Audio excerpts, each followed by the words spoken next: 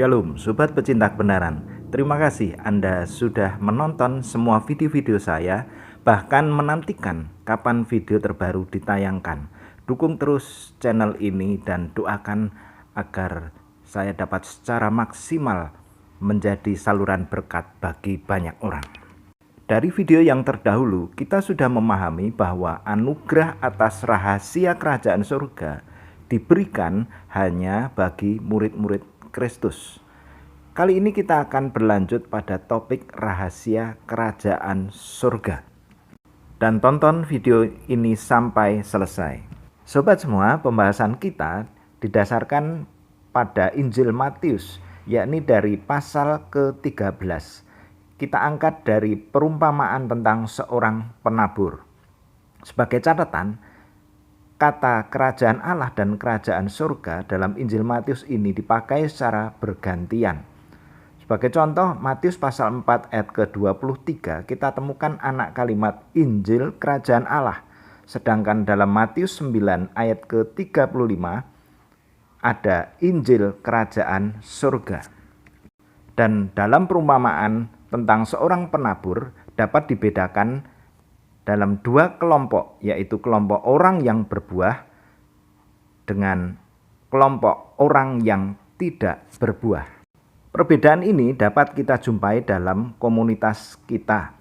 Pertanyaannya adalah mengapa orang Kristen tidak berbuah? Bahkan mengapa banyak orang Kristen yang tidak berbuah? Matius pasal 13 ayat ke-19 menjadi jawabannya. Ternyata mengapa orang tidak berbuah adalah karena mereka mendengar tentang firman tentang kerajaan surga tetapi tidak mengerti. Jadi mereka yang tidak tahu, mereka yang tidak mengerti tentang kerajaan Allah berakibat mereka tidak berbuah. Sobat semua, banyak orang Kristen di berbagai tempat hanya mengerti tentang Injil keselamatan saja.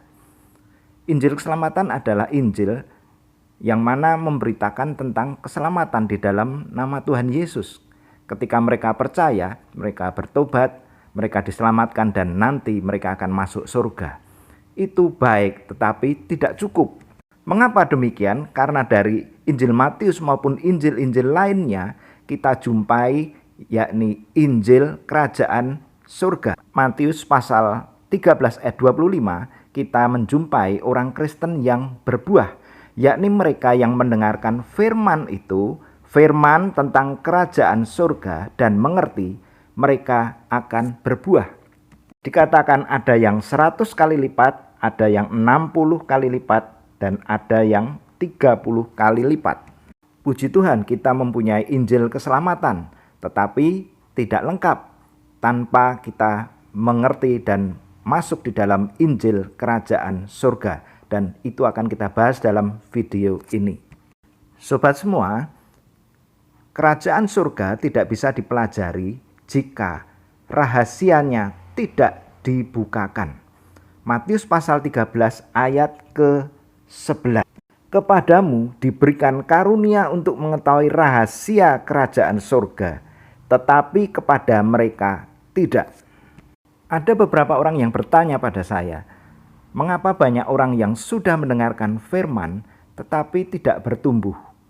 Atau mungkin mereka bertumbuh tetapi mengalami kemandekan. Jawabannya adalah bahwa bisa jadi mereka belum mengalami lahir baru. Atau yang kedua, mereka ketika mendengarkan firman Tuhan, mereka mendengarkan dengan tidak bergairah, merasa sudah cukup, sudah mengerti, walaupun mereka sebenarnya belum. Jadi di sini perlu ada sebuah kesetiaan terhadap kita perlu menggali firman Tuhan. Dan yang ketiga, mereka sudah mengerti tetapi mereka tidak praktek, mereka tidak menjalankan firman yang sudah mereka terima. Dan dalam Matius pasal 13 ayat ke-12, karena siapa yang mempunyainya, kepadanya akan diberi sehingga ia berkelimpahan. Tetapi siapa yang tidak mempunyai, apapun juga yang ada padanya akan diambil daripadanya. Jadi mereka yang lapar dan haus akan kebenaran, mereka akan dipuaskan. Bahkan mereka akan diberi sehingga berkelimpahan. Tetapi mereka yang tidak punya, ini menunjukkan kepada mereka yang ogah-ogahan, mereka yang tidak bergairah, justru daripada mereka akan diambil dan mereka semakin tidak mengerti firman kerajaan surga itu. Yang menarik, saya menjumpai kata Injil keselamatan, tepatnya Injil keselamatanmu hanya satu kali, yaitu ada di dalam Efesus pasal 1 ayat ke-13. Biasanya diajarkan setiap orang yang percaya kepada Yesus, maka mereka akan selamat dan mereka akan masuk surga. Nah, apa perbedaan antara surga dan kerajaan surga? Sobat pecinta kebenaran, surga itu menunjuk kepada tempat. Sedangkan kerajaan surga itu bukanlah suatu tempat, tetapi menunjuk kepada pemerintahan Allah dalam hidup orang percaya secara terus-menerus. Sebagai gambaran, Adam ketika di Taman Eden, ia ada dalam persekutuan yang intim dengan Tuhan. Artinya ia ada di bawah pemerintahan Tuhan.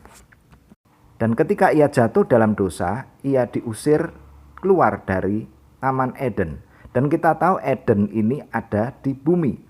Dan Alkitab menjelaskan pada kita bahwa jika seseorang tidak diperintah oleh Allah dalam hidupnya, maka yang memerintah dirinya adalah ego atau dagingnya. Yang memerintah dirinya adalah setan atau dunia. Pertanyaan yang harus dijawab adalah, siapakah yang memerintah di dalam hidup kita? Jikalau Allah yang memerintah, seberapa sering Allah memerintah dalam hidup kita?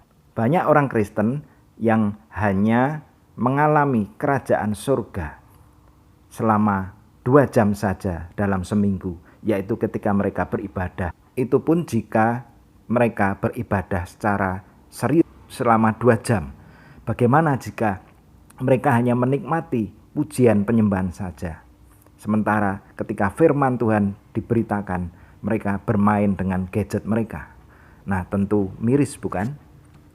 Dan lawan dari kerajaan surga adalah kerajaan kegelapan. Jadi manusia yang kehilangan kerajaan surga dalam hidupnya, orang Kristen yang tidak memiliki kerajaan surga, mereka masuk di dalam kerajaan kegelapan. Hidupnya diliputi oleh ego, dipimpin oleh kedagingan, menganut sistem-sistem dunia. Sobat semua, Yesus menjadi manusia dan mati di kayu salib untuk memulihkan manusia yang berdosa. Ketika mereka bertobat dan percaya kepada Injil, mereka kembali diperintah oleh Allah dan memasuki dimensi hidup yang kekal. Hidup yang kekal artinya hidup dalam persekutuan dan terus diperintah oleh Allah. Untuk itu kita perlu berlatih seberapa sering kita diperintah oleh Tuhan di dalam kehidupan kita sehari-hari. Kiranya Tuhan memulihkan kita semua sehingga hidup kita dipulihkan, diperintah kembali oleh Allah secara terus-menerus. Kerajaan Allah berbicara tentang pemerintahan Allah dalam hidup kita selama 24 jam sehari. Berhenti jadi Kristen bulanan, di mana kita beribadah hanya sebulan sekali pada saat perjamuan kudus diadakan. Atau berhenti jadi Kristen mingguan, di mana kita hanya menjadi Kristen ketika kita ada di dalam ibadah di gereja. Jadilah Kristen kerajaan Allah. Kita bersyukur karena kita mengerti rahasia kerajaan Allah, di mana kita mendengarkan firman tentang kerajaan Allah dan kita mengerti sehingga kita berbuah-buah dan kita membiarkan Tuhan memerintah di dalam hidup kita secara terus-menerus, langkah demi langkah, hari demi hari, sehingga kita berbuah. Ada yang 100 kali lipat, ada yang 60 kali lipat, ada yang 30 kali lipat. Kiranya Tuhan terus memimpin kita dan membukakan pengertian-pengertian rahasia firman-Nya. Tuhan memberkati. Immanuel.